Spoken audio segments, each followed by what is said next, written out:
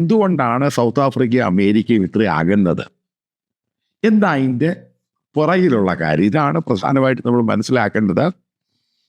അത് അകത്തോട്ട് പോകുമ്പോഴാണ് കാര്യങ്ങൾ കുറച്ചധികം നമ്മൾ ഈ ഉദ്ദേശിക്കുന്നതല്ല ഈ സംഭവം. അമേരിക്ക പറയുന്നത് വെളുത്ത വർഗ്ഗക്കാരെ അവിടെയുള്ള ഗവൺമെൻറ് സപ്പോർട്ട് ചെയ്യുന്നില്ല, അവരുടെ സ്ഥലങ്ങളും മറ്റും ആ ഗവൺമെൻറ്റും അതേപോലെയുള്ള അവിടുത്തെ ഗുണ്ടകളും ഗ്യാങ്സും അത് പിടിച്ചെടുക്കുന്നു, അവരെ വെടിവെച്ച് കൊല്ലുന്നു.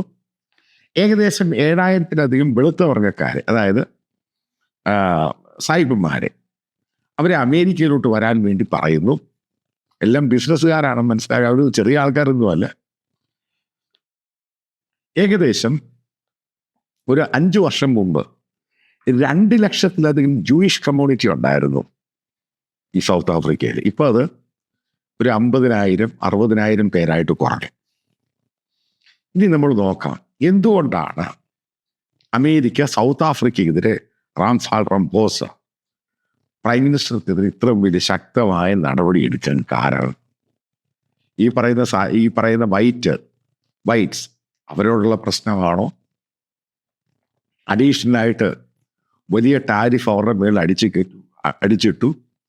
അവിടെ അൺഎംപ്ലോയ്മെൻറ്റ് വലിയ പ്രശ്നമായി, പല ഫാക്ടറികളും അടച്ചു.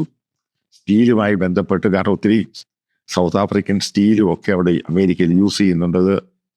ബേസിക്കലി പോകുന്നത് സൗത്ത് ആഫ്രിക്കയിൽ നിന്നാണ്. കാരണം ഇഷ്ടംപോലെ ഫാക്ടറിയൊക്കെ ഉണ്ടാകുന്ന ഉള്ള രാജ്യമാണ് സൗത്ത് ആഫ്രിക്ക. നമ്മളവിടെ, കാരണം ഞാനവിടെ പോയിട്ടുണ്ട്. ഇൻഡസ്ട്രിയലായിട്ട് വെൽ ഡെവലപ്ഡ് ആണ് ഈ സംഭവം.